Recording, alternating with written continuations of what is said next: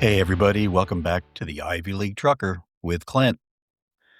Today's episode is going to be about how do we connect with people and how can we do better at connecting with people. And it consists of a little bit of my thoughts about that.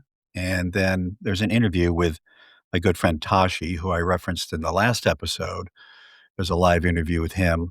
And I think you'll see, as I do, why he's good at doing that and how much I appreciate him. And the last part is take a look at the show notes, and I've referenced some resources I found helpful in being better at connecting with people.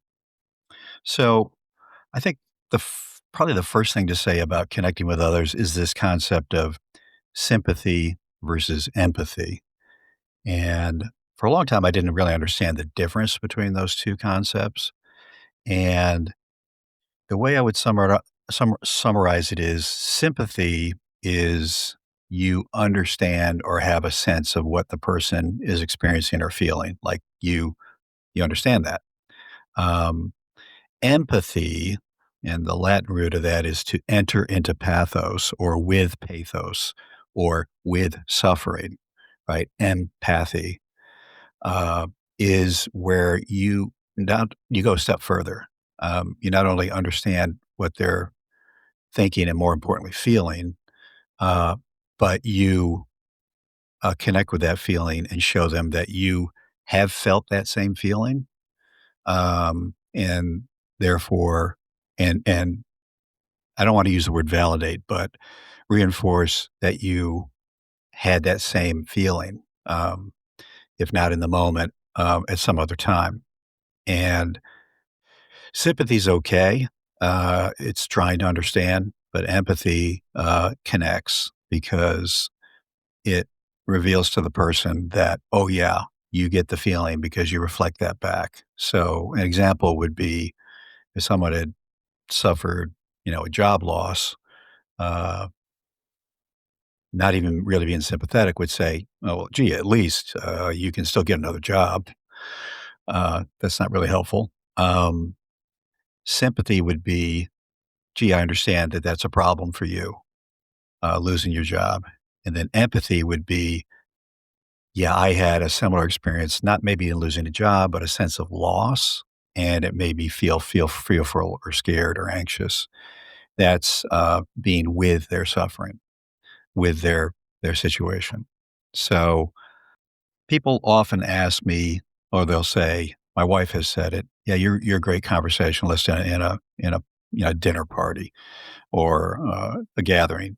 People come away, and I would if you have a problem connecting with people at any level, I'd say the first thing is you want to try to be empathic, to connect on the emotional level. I mean, you can directly ask people how they're feeling about things, but kind of the technique or practical thing I do is the thing is a lot of folks who have a problem connecting is the real problem is they're not taking themselves out of the situation.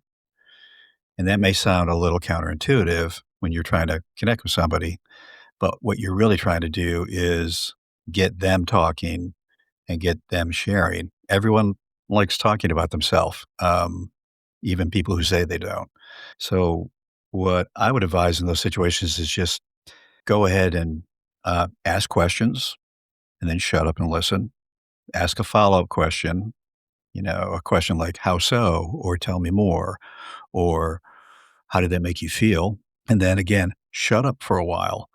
There is a real power in pregnant silence after you've queried somebody. Um, Salesmen and negotiators use it all the time to get people to kind of put themselves out there. But if you ask questions and just keep asking questions and allowing for some silence for them to formulate a response and talk, you'll find that you start actually drawing people out. One, if you rush in and say, you kind of take over and start talking about what you did that was similar, that may not be the best approach. You may just need to hear a lot more from them.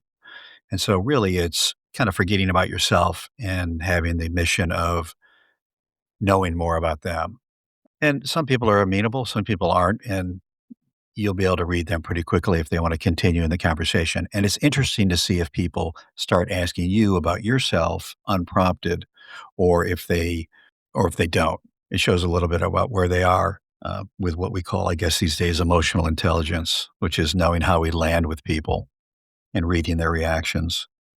The other thing I try to do is find some common ground, and we're at a minimum level, we're all human, and we all feel, and we all have joys and sorrows, and we all have relationships, and we all have life experience. And at a human level, you can generally connect, but you'd be surprised to find other ways where your experience overlaps or it's similar, and you can share that together. That is something that the interview that we're going to listen to here in a bit is shows that person's really good at it. Uh, as I referenced in the last episode, Toshi's from Tibet. English is not his first language, and he's lived in North America, in the United States, for about 8 years now. But he has a real ability to gently care about people and draw them out. He's also a pretty funny guy. So that's something that I've learned a few things from him. And the last piece is we started to do show notes here. So look at the show notes, and I've put in 3 resources that you can find that are very helpful.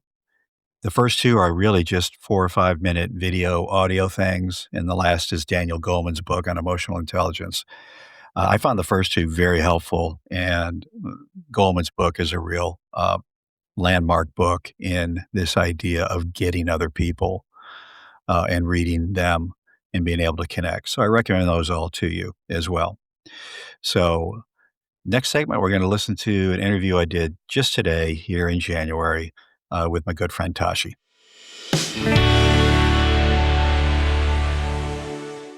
Hey, everybody. Today we've got a chat with my friend Toshi Topgal. And Toshi's someone who I got to know when I was training to get into trucking with Schneider. And he's become a friend and somebody with a very interesting background. Hey, Toshi, how you doing? Hey, Clinton. Good afternoon. I'm good. And how about you? I'm good. I'm good. So, what are you doing today? Are you on the road or are you at home? Oh, I am on the road for a month. Now I am at home spending time with my daughter, my mom, and my wife. Okay, good, good. And so, what was it that got you into trucking in the first place? It is it has been like my dad used to drive truck, so it is not like an exact inspirational from him, but I wanted to drive it. Uh huh.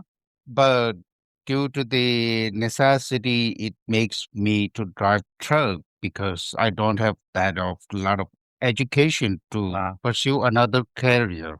okay. So this is the best option that I saw to make some good living. Yeah. So, tell us a little about your background. You're from Tibet, right?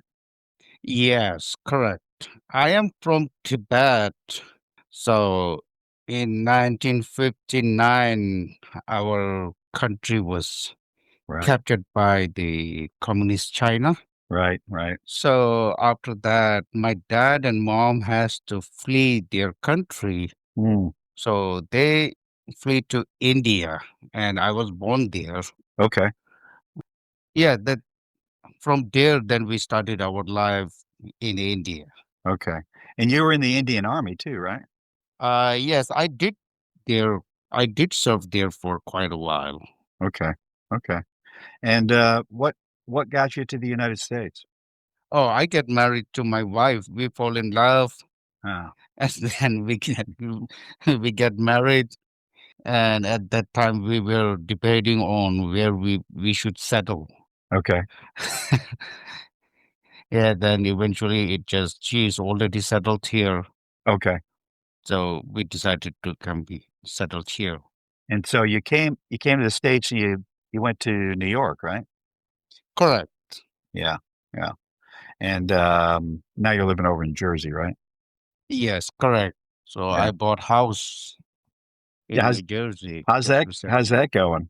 Oh, it's good. It is much quieter because I really don't like too much hassle, too much crowded. Yeah. Mhm. Yeah, so New Jersey, it is kind of a little bit much better than the New York City for me. Okay. Okay. Yes, Good. Hey, so walk us through like a your typical day on the road. What's that like for you? You started with me in liquid tankers, but now you're doing dry van, right? correct. So it's I have been Schneider for since we started until now. Even I'm with Schneider, but as an owner operator. Yeah, you bought your So own truck, right? yes, correct. I bought my own truck. So that buying truck is also out of necessity. Mm, Yeah, being an owner operator, you can make some a little bit more money than being as a company driver. okay. Okay. So yes, so that's why on the drive and on the when I was in the tanker, so we have been together in the same company for a while. Right, yeah, we were. So yes, it was. So after that, then I bought house. I got a bigger Mhm. payment to pay off, so I decided to be an owner operator. But instead of going to the tanker side, I went to the dry van because now I am too old to get constantly contact with the chemicals, which Uh-huh. I Yeah. really want to avoid it Okay. because Yeah. I Uh-huh. my daughter is too young. I really hope that I can live longer with my daughter until she become adult. Yeah. So that is my key point. That's why I Okay. switched to the dry van. So Okay. the daily life on the dry van, it Mhm. is like booking loads. I Mhm. book loads, three, four loads at a time. Okay. I plan out my entire week in one shot, and then I keep going. If there is something, uh, sometime I miss the load or the sometime I miss appointment. At that time, I have to ditch the entire load after that. Okay. So I have to redo it. So my morning routine is same like according to the appointment time. It Gotcha. depends on the appointment. Okay. Yes. All right. And so, how has trucking given you a different sense of like America and the United States, or is it about what you expected? Oh yeah, that's a the trucking. It is really good if you really don't have a high education to pursue Mhm. something else career. Uh-huh. So trucking is a good opportunity, but it has to be a lot of risks and responsibility too. Yeah. Yeah, absolutely. And yes, so which everybody has to follow it. Everybody has to be. So while you are driving truck on the interstate, you are Mhm. not only the one person who is traveling on that interstate. There are plenty of families who are going on vacation, going Oh, on yeah. picnic, going to see their grandchildren. What if something mischief happened and somebody died and now they are not on the what they are planning to do their entire day? Mhm. Maybe they will get hospitalized. So it is a lot of risk and responsibility that Yeah. you have to take consideration. Yeah, absolutely. Absolutely. So, has the owner operator with the dry van worked out the way you thought it was as far as like, the job and making enough money and all that? Oh yes, Yeah. absolutely, Yeah. absolutely. The but I think it is just because I am an owner operator, Mhm. so I always look for a better paying load. Right. Right. I plan out better paying load, and sometime most time I don't avoid a location where lots of people try to avoid it. So Mhm. I took that load to that location because it pays good. Right. So even though it is a little bit harder to drive inside the city or somewhere where people usually don't like to go there, I Right. just go there. And during winter time, most people avoid northern side. Mhm. Yes, I do go up there during winter time. Last winter, I stayed above Virginia. I never went below Virginia. Okay. Entire winter, I was in from Virginia to Wisconsin, Minnesota, Michigan. So everywhere with a lot Uh, lot of I, snow. yes, Yeah. you are constantly fighting with the blizzard. Yeah. Yeah, I've been going up to Canada a lot, so you see a lot of snow up there. That's for sure. As far as like coming to the United States, when you came over here, from the time you came over here to now, what would you say is like your favorite thing or the best thing about being in the States? The best thing I can ever say about this country, Hmm. it is that you can pursue whatever you want if you made up your mind to do that. Hmm. If you focus on your target, you can. Hmm. This country can give you that opportunity. Okay. Okay. Instead of waiting on something else, Uh-huh. this country can offer you that opportunity, but you have to take that opportunity. But Hmm. once you take that opportunity, every opportunity is not easy to success. It Hmm. needs it needs dedication, hard work. Yeah. You have to put every there are sacrifice that you need to make. For example, like me, I sacrifice my family time. I stay out for a month or Wow. 2 months out, and then I Month. come back Wow, that's a to long do time that. out. Yeah.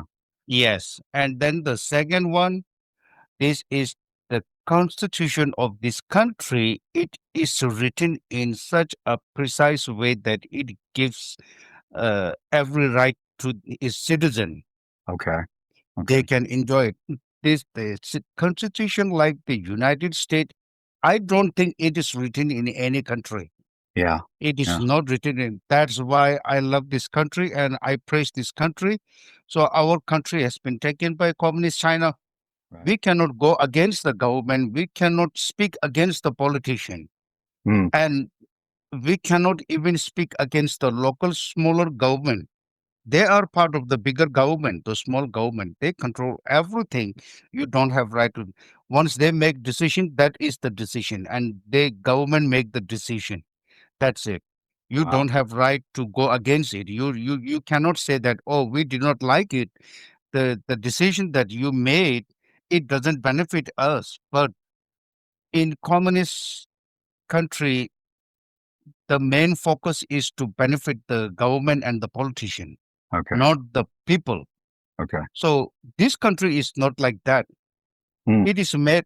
This constitution was written for the people. That's why on it says "we the people."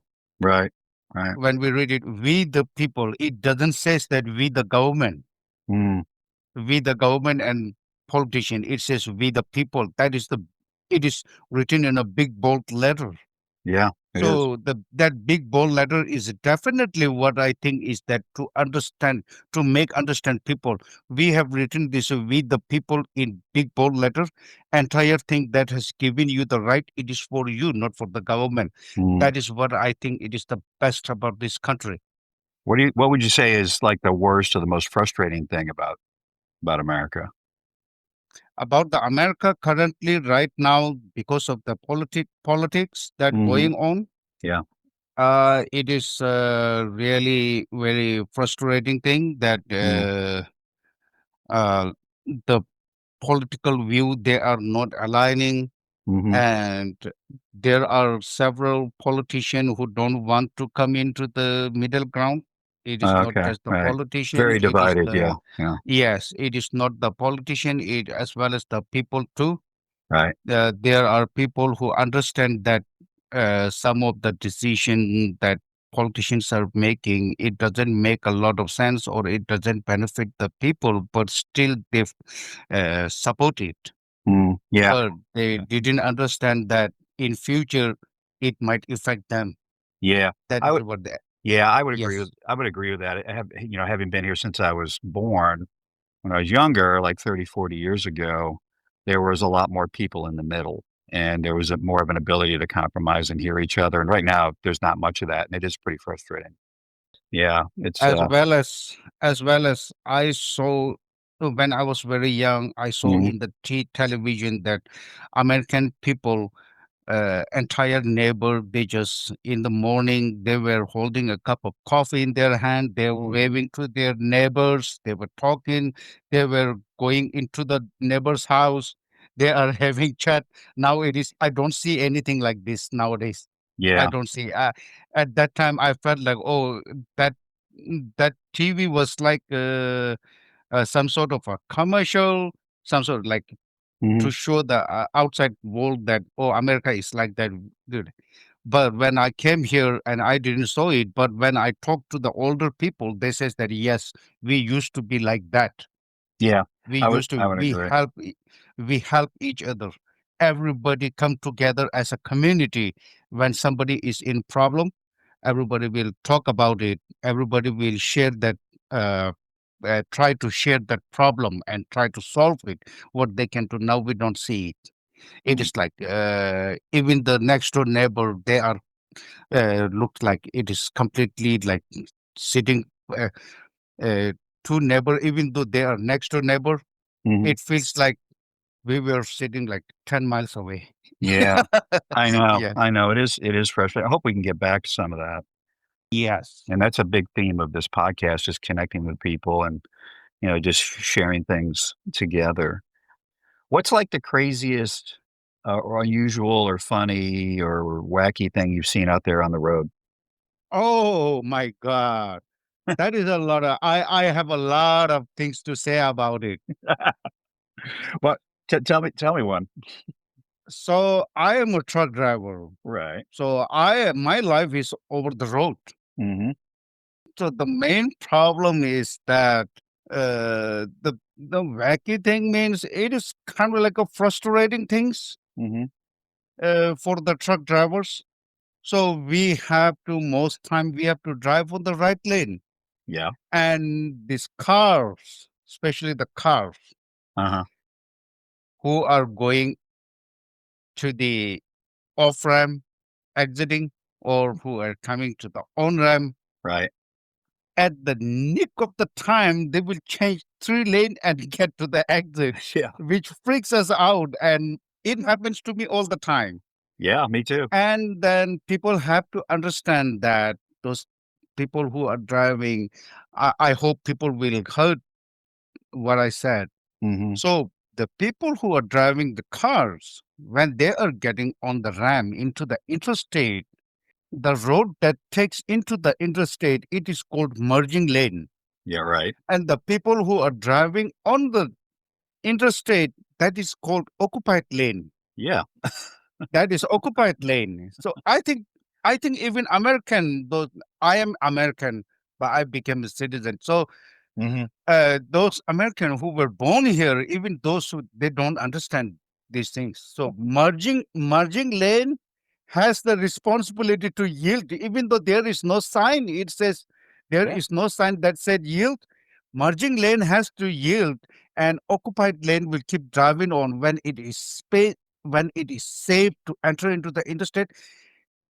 Enter into it and keep up with the pace. Don't just do a camping on the interstate. Yeah. Another thing, when we are driving on the right lane, Uh-huh. so we saw on the ramp there were car coming down.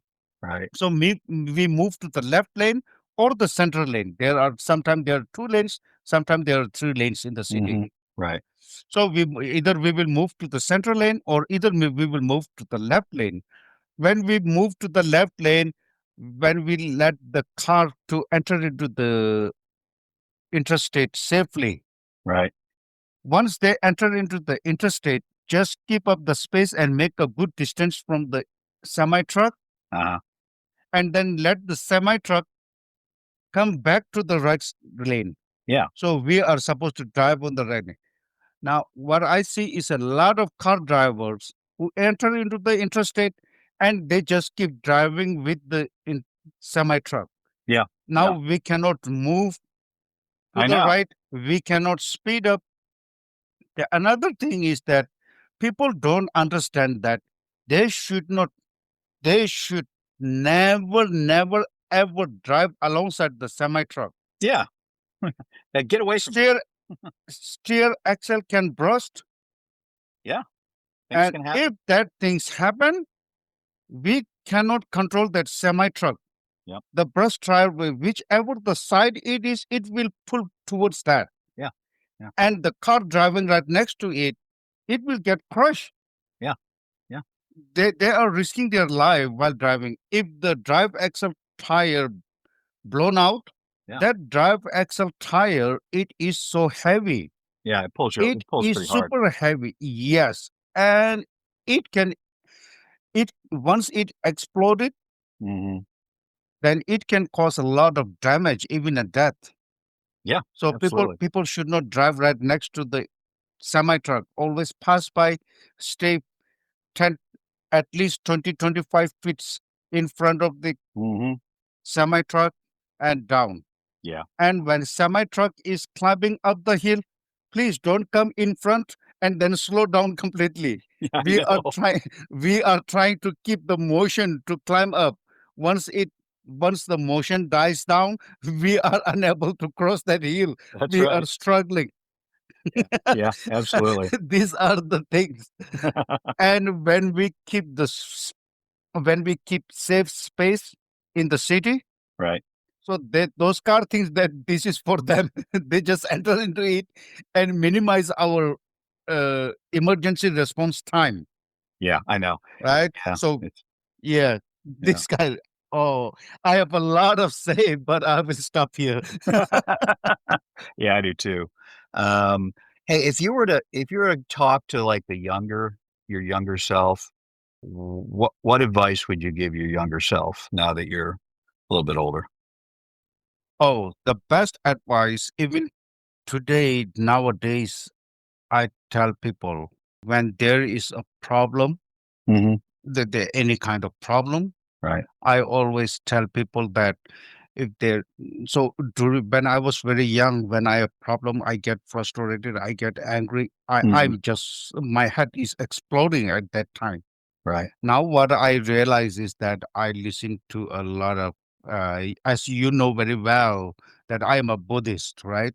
Right. Yeah. So I read one of the line from His Holiness the Fourteenth Dalai Lama uh, when he says that actually that teaching is in the Buddhism teaching itself, but he Mhm. made it in a very plain language so that people can understand it. Right. So I follow that one. It is the best advice is that when you have a problem, if that problem is solvable, if that problem can be solved, Uh-huh. then don't worry about it. Don't take stress. Okay. Keep your mind cool, live in peace. That problem will be solved. Gotcha. Then why you are worrying about it? Mhm. And if there is a problem that cannot be solved, Right. then just forget it now. It Mm. cannot be solved, then why we have to take stress all the time about that problem which cannot be solved at all? Mm.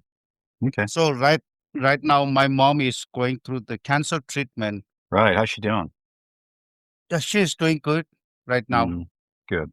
So now it is part of a human life. Once they were born, Mhm. they might get sick, everything. Mhm. So I have to think that okay, it is the part of human life, but there is a temporary solution to that cure, right? Mhm. So I'm going through it.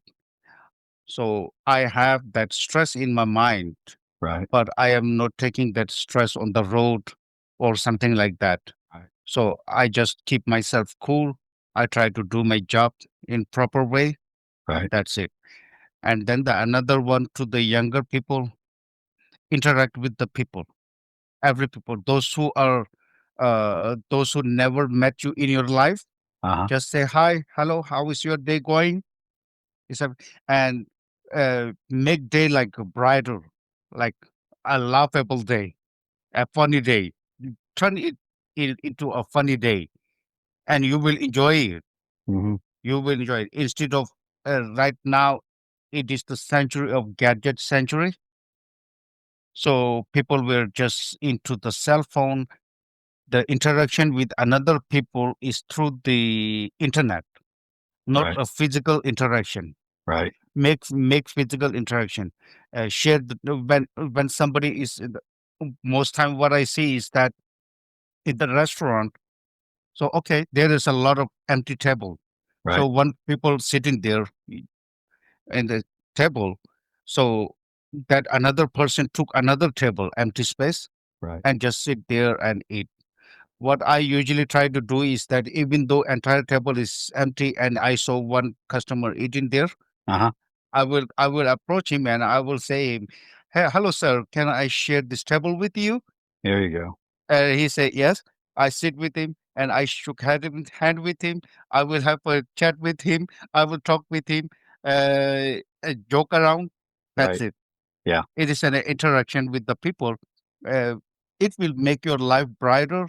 It will keep you fresh, and your mind will have a different attitude. Your thinking have a different attitude and different perspective.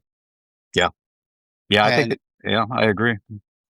yes, Yeah. that is the best advice that I can give to the people. Yeah. When Well, when you have problem, don't take stress. If it is solvable, you can solve it. You can solve it slowly. But if it is completely unsolvable, that problem cannot be solved at all, then problem cannot be solved at all. Don't take it stress. Don't yep. take the stress. Mhm. Just keep yourself cool. Just think that that problem cannot be solved. Mhm. That's it. That is the main thing that is the so don't take a lot of stress in your life. Right.